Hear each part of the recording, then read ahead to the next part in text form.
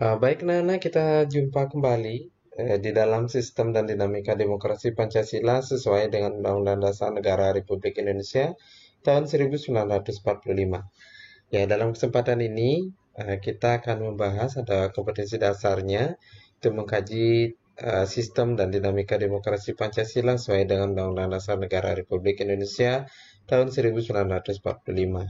Nah, adapun IPK atau indikator pencapaian kompetensi, silakan kalian simak nanti di tayangan.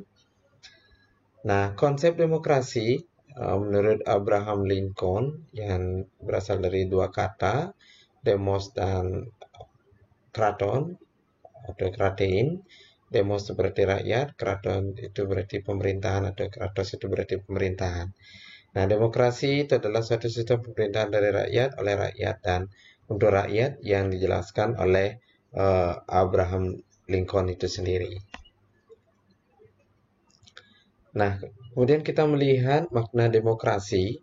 Nah, dari Kamus Besar Bahasa Indonesia, di sini menekankan istilah politik yang berarti pemerintahan rakyat.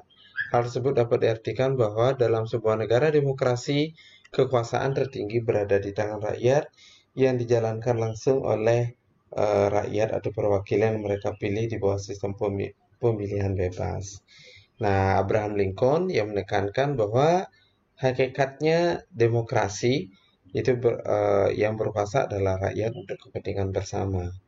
Kemudian konsep daripada demokrasi baik secara politik di sini menekankan bahwa landasan dalam menata sistem pemerintahan negara yang terus berproses ke arah yang lebih baik. Kemudian pendeknya itu adalah demokrasi adalah pelembagaan dari kebebasan. Ya, maksud dari di sini semua adalah kekuasaan dari rakyat yang diatur dari lembaga yang berasal dari rakyat. Nah, itu yang ditekankan dalam makna demokrasi itu sendiri.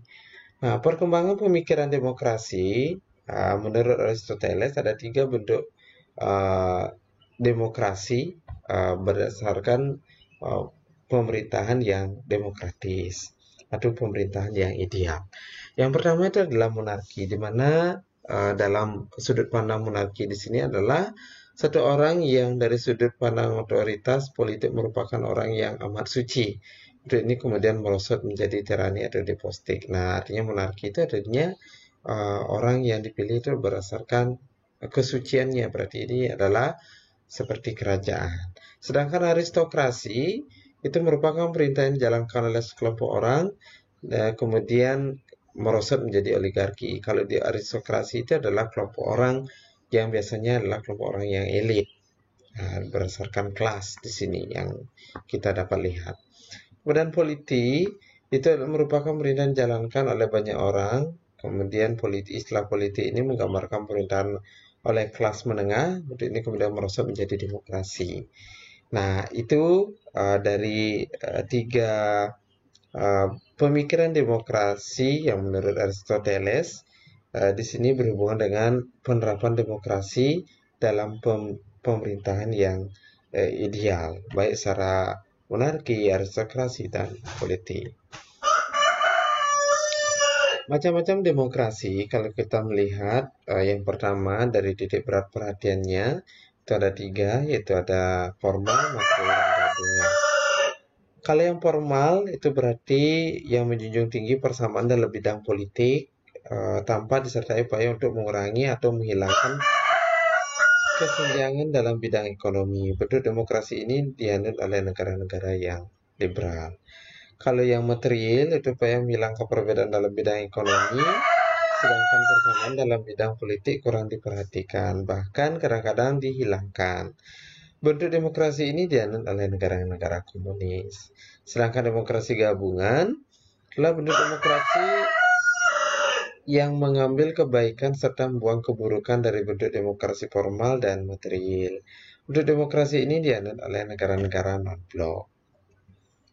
Nah, kemudian kalau kita melihat berdasarkan ideologinya, berarti demokrasi didasarkan pada kebebasan atau individualisme, berarti ini adalah menekankan pada konstitusional. Ciri khas pemerintahan demokrasi konstitusional itu adalah Kekuasaan pemerintahnya terbatas dan tidak diperkenankan banyak melakukan campur tangan dan bertindak semena-mena terhadap rakyat. Kekuasaan pemerintahnya dibatasi oleh konstitusi. Kemudian yang kedua itu adalah demokrasi rakyat atau proletar yang didasarkan pada paham Marxisme komunisme, ya, di mana demokrasi rakyat mencita-citakan kehidupan yang tidak mengenal kelas sosial. Kemudian ada berdasarkan penyalur kehendak, itu ada dua, demokrasi langsung dan ada demokrasi tidak langsung. Kalau demokrasi langsung berarti di sini adalah melibatkan setiap warga negaranya dalam permusyawaratan untuk menentukan kebijaksanaan umum negara atau undang-undang secara langsung. Sedangkan secara tidak langsung ini adalah melalui sistem perwakilan dalam hal yang dilihat adalah penduduknya yang semakin banyak, wilayah yang semakin luas, dan permasalahan yang dihadapinya juga semakin rumit dan kompleks. Sehingga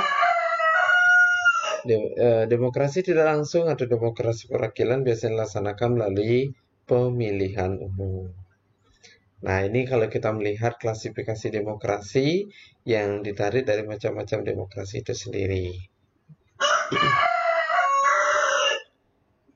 Fungsi demokrasi, kita dapat melihat bahwa sistem politik memberikan kekuatan dalam pemilihan pemimpin rakyat dan juga pemerintahan secara bebas dan juga adil dalam pemilihan umum.